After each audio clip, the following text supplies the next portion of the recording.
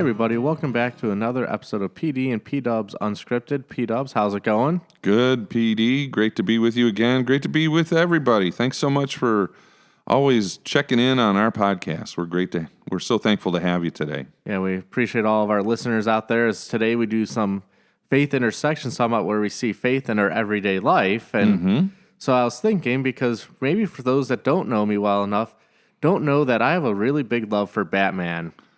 Yes, you do. He is my favorite superhero. So, this past weekend, the new Batman movie came out, just called The Batman. So it's always kind of confusing. Like, The Batman, it's like, you feel they would have already had one like that, named that Batman. Right. They're kind of running out of creative names, apparently. So, but you said you kind of snuck away and saw the movie over the weekend? Yeah, I saw it on Sunday afternoon. And I enjoyed the movie thoroughly. So we wanted to kind of talk about kind of some of the things you see in the Batman movies, not just this new one. And for those listening, don't worry, we're not going to have any spoilers for this new Batman movie. So you can go to the theater and enjoy the wonderful 3-hour movie that it is.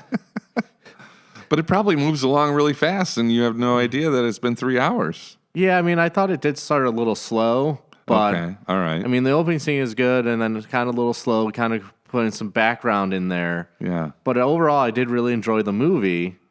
It's probably no worse than watching a football game. It's 3 hours long, or a baseball game, or baseball's like 4 hours these days.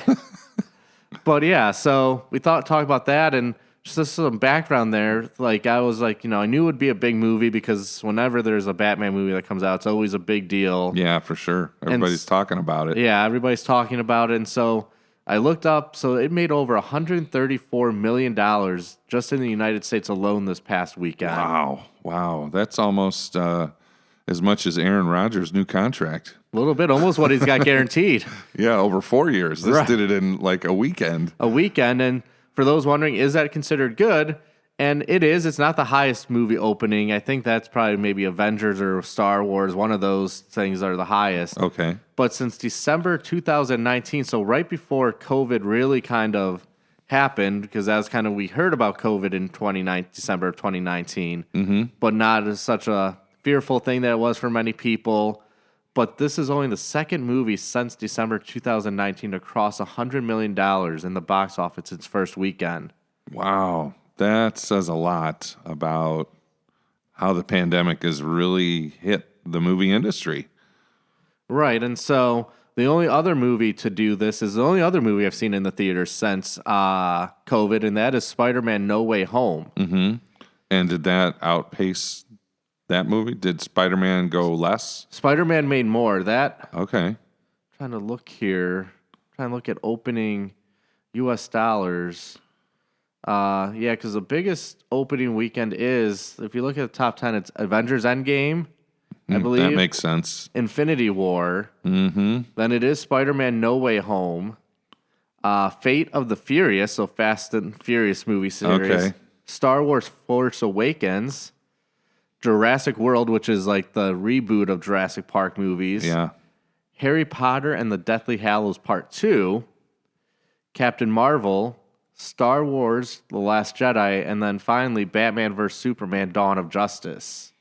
It's interesting. Many of those that you named off are like action hero kind of movies. Because let's see, 1, 2, 3, 4, 5. So half of them are superhero movies. Yeah.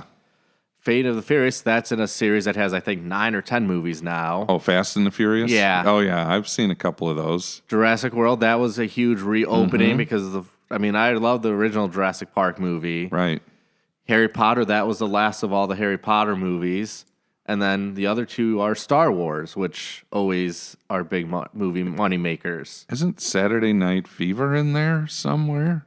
With John Travolta. I know what movie disco. You're talking about. You can tell by the way I use my walk. I'm a woman's man. No time to talk. Woo!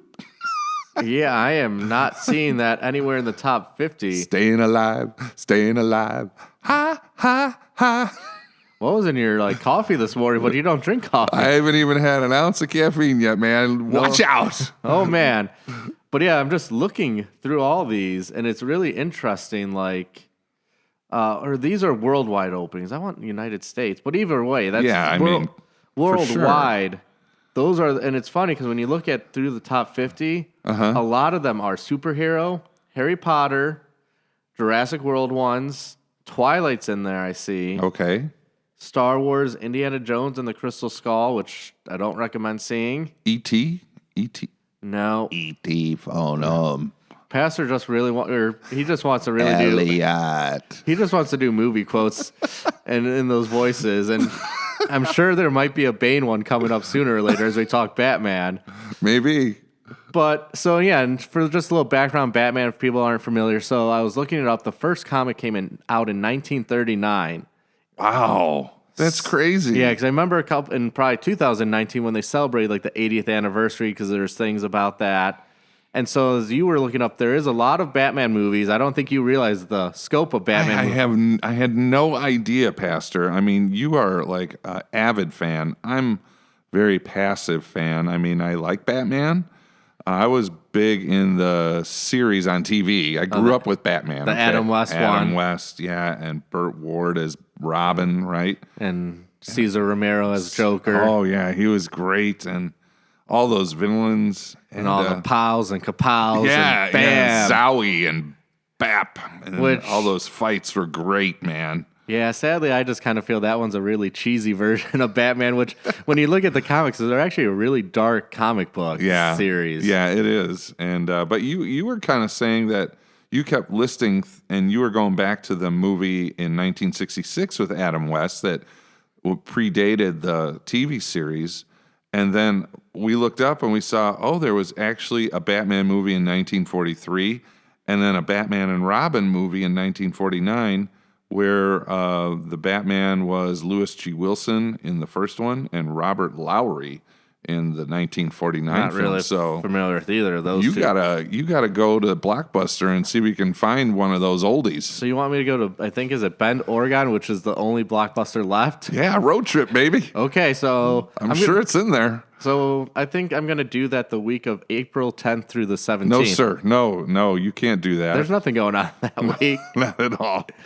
But yeah, so obviously there's a lot of Batmans, and there's a whole lot of like cartoon Batman movies as well. Mm-hmm. But today we want to kind of focus, I guess, more what I'm thinking of for some of the quotes in some of these movies are the more recent ones, especially like the Dark Knight trilogy by Christopher Nolan, where Christian Bale played Batman, and now this new one, The Batman, starring Robert Pattinson as Batman. And I have to ask before we get into that, like, of all the Batman movies that you've watched, what's your favorite one? Oh, The Dark Knight. The Dark Knight. That's like my favorite movie of all time. Okay. Like, I think Heath Ledger played a perfect Joker in that movie. And I think whenever he's on the screen, you can't look away because of just how well done he did that role. I would agree. I mean, I think I've seen, I saw the one with Michael Keaton. Okay. Batman in 1989. And I think I saw Batman Returns. I think I saw Val Kilmer in Batman Forever. I did see Batman and Robin. You're not missing much if you haven't seen that one. Yeah. And then I saw The Dark Knight, and I think that's probably the last one I saw, Pastor. Really? Yeah, I mean... Well, you ended on the greatest one. I did. I mean, like, I thought, how could it get any better? I thought you saw Dark Knight Rises. You were doing the Bane voice earlier. Oh, that's right. I did see that one. So, yeah, thank you. Yes, Bane. Everyone knows your name. Right. I am Bane. So we have all those ones, but that's all I remember. Yeah, typically, if I do watch Batman movies, it is a lot of the Dark Knight or Dark Knight Rises. I once want to go back to the 89 one with Jack Nicholson as Joker and Michael Keaton. Uh-huh. But, yeah, like I said, it's usually Dark Knight's my go-to, but I would say this new Batman is right up there, probably under Dark Knight and almost even with Dark Knight Rises. Okay. So I really enjoyed it, and and that's the whole thing with, like, I think any of these comic book movies or comics, you always see that battle between good and evil. Mm-hmm. So there's always that connection to Christianity and this battle of good and evil. Mm-hmm. But I want to bring up some quotes in some of these movies. Like I said, the Nolan trilogy, which is the Dark Knight movies, that's in there. And then even this new one of the Batman. But like I said, no spoilers, maybe for the Dark Knight, because, well, that movie's 13 years old. Yeah, I mean, if you haven't seen it in 13 years, that's not your problem. Yeah, I'm sorry for spoiling it. But this new one, since it's only been out for a week, no spoilers. But one of the kind of themes throughout there is vengeance. And at one point, Batman says, I'm vengeance. But a little bit later, he kind of goes a little bit different, saying, vengeance won't change the past, mine or anyone else's. People need hope. And I just thought that's an interesting idea because I think people have that idea of like, I need vengeance in my life. This person hurt me. This person harmed me. I need to get my vengeance on them. Yeah, I think that's a natural human reaction, as you say, if someone hurts you or says something against you or treats you improperly or sins against you. You could just say it that way. And our natural human reaction is to strike back. You gotta get even with this person. Right. You hurt me, I'm going to hurt you, An eye for an eye. Right. And that's really not the Christian mindset that we should have is, I'm going to get even with this person. For sure. Because in the grand scheme, we've probably done something in the past to harm that person or hurt that person or sin against that person. Right. Yeah, and I think Paul talks a little bit about that in Romans 12:19. He says, do not take revenge, my dear friends, but leave room for God's wrath. For it is written, it is mine to avenge, I will repay, says the Lord. So as a Christian, we're to just, if there's any, vengeance that needs to be meted out, we leave it up to God himself and not us. Right, I'm just looking up something here. But even like you look at like Romans chapter 12, I think this is what I'm looking for. Do not repay anyone evil for evil. Be careful to do what is right in the eyes of everyone. If it is possible, as far as it depends on you, live at peace with everyone. Do not take revenge, my dear friends, but leave room for God's wrath, for it is written, it is mine to avenge. I will repay, says the Lord. On the contrary, if your enemy is hungry, feed him. If he is thirsty, give him something to drink. In doing this, you will heap burning coals on his head. Do not be overcome by evil, but overcome evil with good. Yeah. So the call to us is to just keep loving, keep being good, let evil be overcome by good, and let the Lord take and avenge for you. And but yeah, with regard to Batman, you do see that. There is that whole good and evil thing, Right. And so Batman's saying that he's vengeance, I guess. And I think some of that for Batman stems from the whole, which this movie doesn't really dive into this. This is one of the first, I think, live action movies that doesn't show his parents being murdered. Because that's always one of those big things. Like it's in Batman Begins, like any of his origin movies, there's always that scene showing Martha and, Thomas Wayne getting murdered. Okay. But this one doesn't dive into that. But I think that it always kind of plays, into his psyche that you see throughout the movies. Like, I'm getting vengeance because people killed my parents. Now I need to get vengeance on the evil people. Right. Yeah, you do see that through the movies, and that seems to be something that really drives him, in his character. Right. So it's that darkness, but you see that change a little bit. That people need hope, and I think that's an important thing to realize is that. Vengeance isn't going to make anything better. And like that last quote I shared about vengeance won't change the past.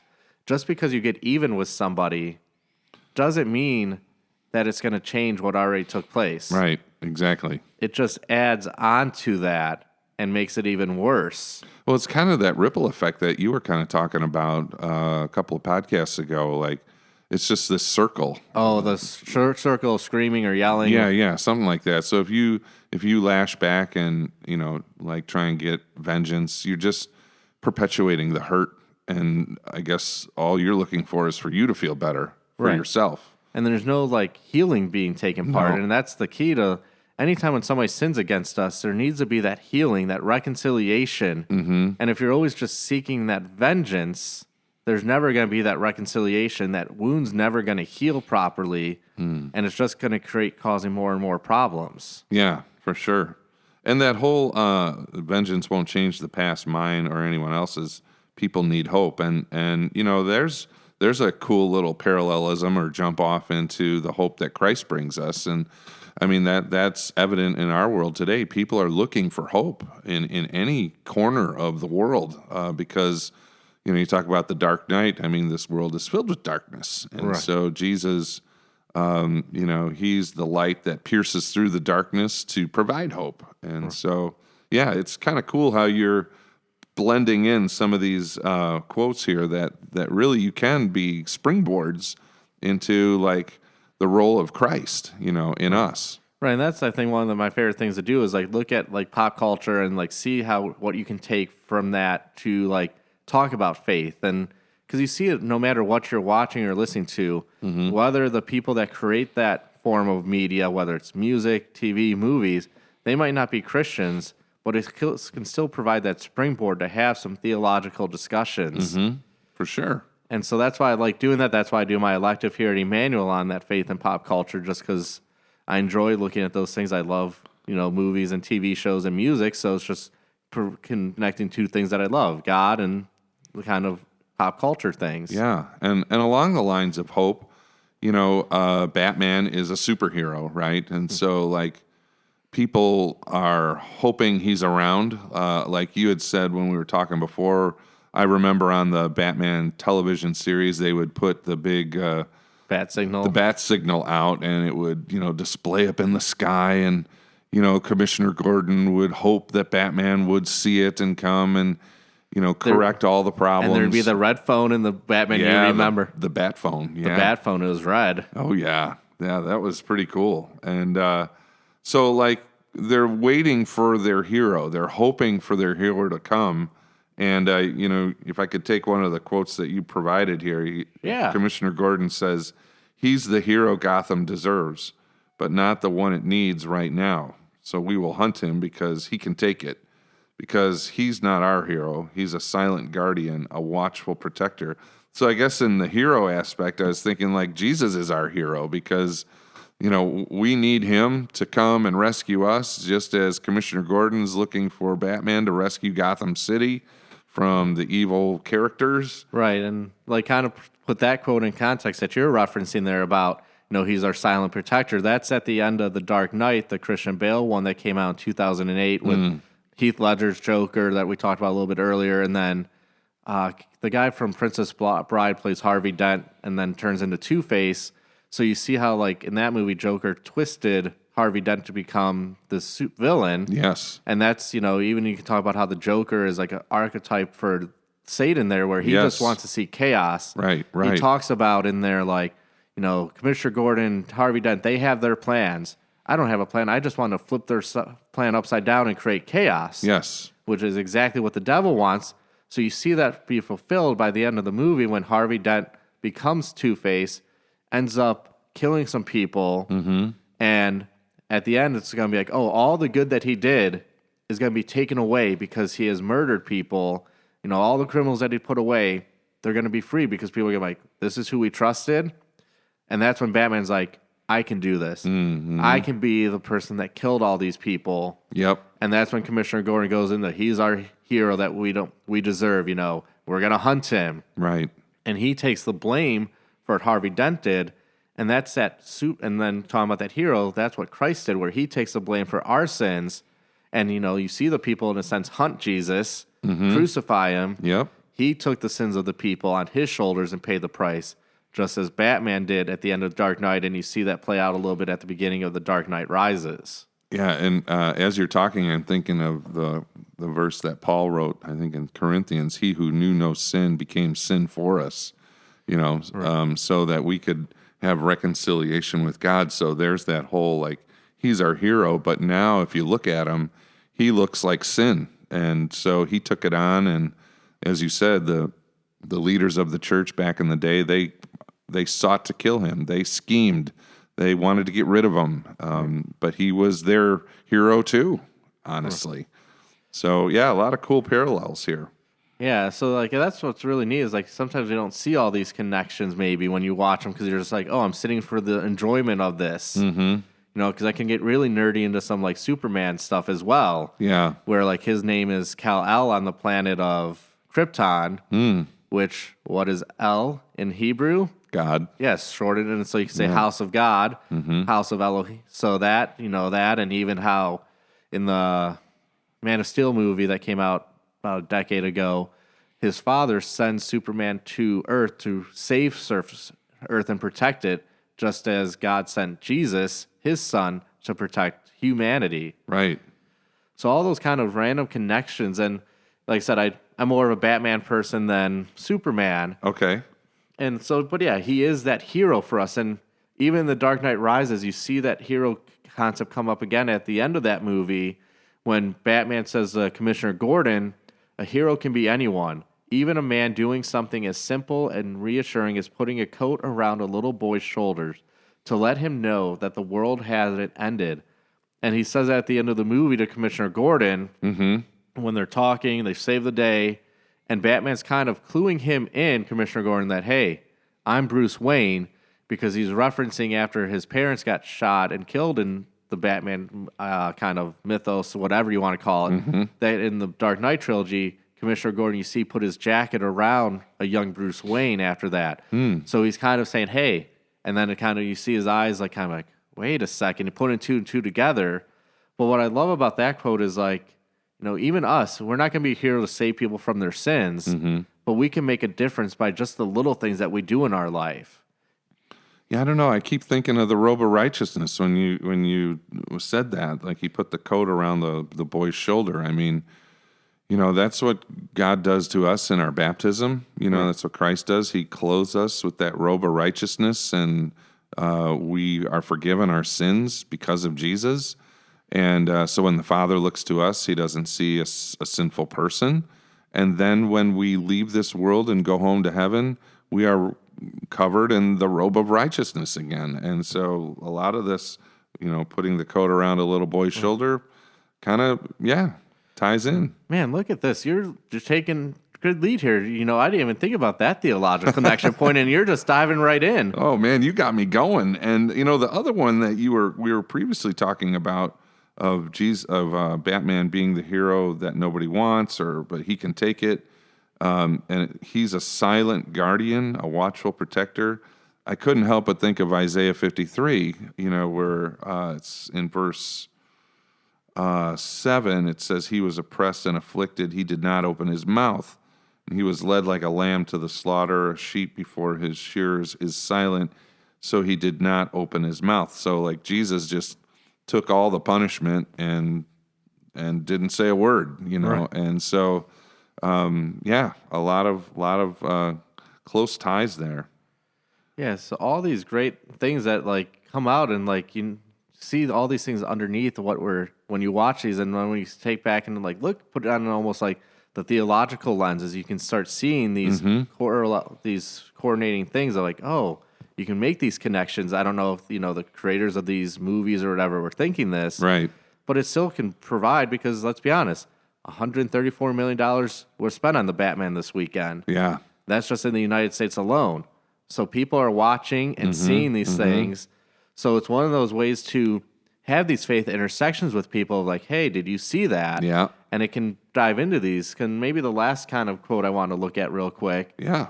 It was something Alfred says to Bruce Wayne here in the new Batman movie when he says, we all have our scars, Bruce. You're still a Wayne. And I don't know, like hearing that quote and looking at it, I just think about how as humans, we have the scars of our life, maybe because somebody's hurt us or physical scars and all these things that play a role in who we are as a person.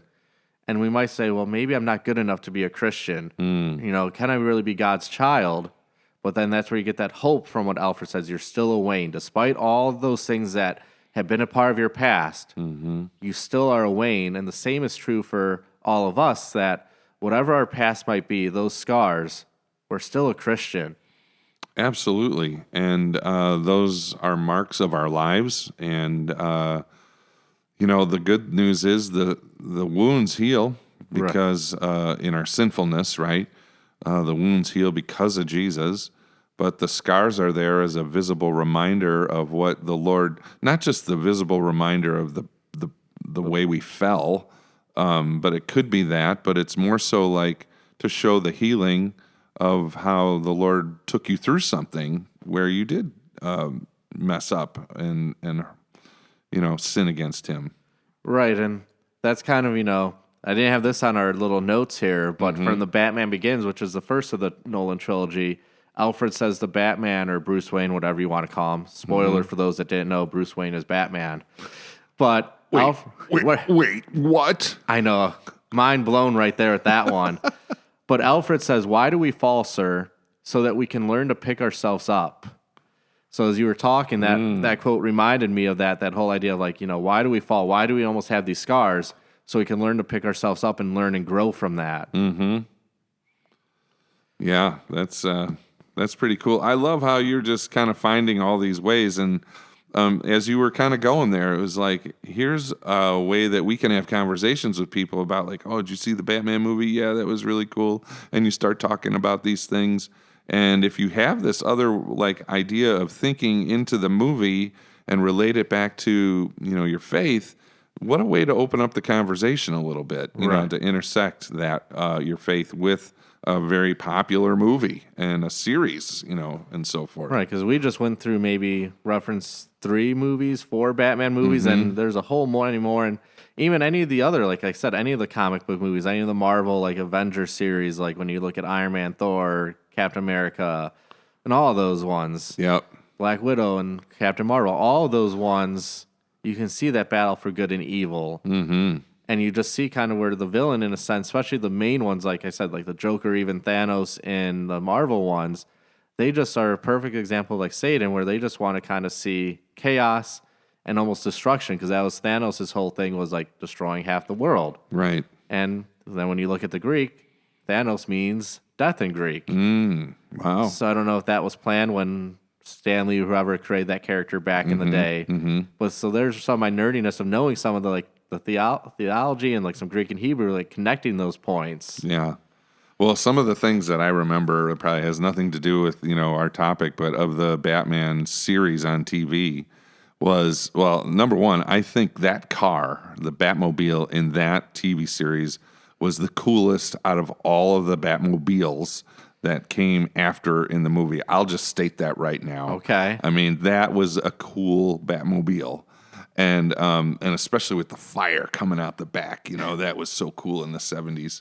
But what always reminded me, Alfred, you brought up Alfred, and I know he's changed, he's the butler, right? Right. For Bruce Wayne. And there were times in the TV show where Alfred, this older man, kind of skinny and frail looking, with a mustache, would dress up as Batman, and he would go out there and be a decoy. Yeah, he'd be the decoy for Batman, and you just like, how do they think that that's really Batman? I mean, he just looks so weak and frail, and he's got this mustache thing coming through the mask.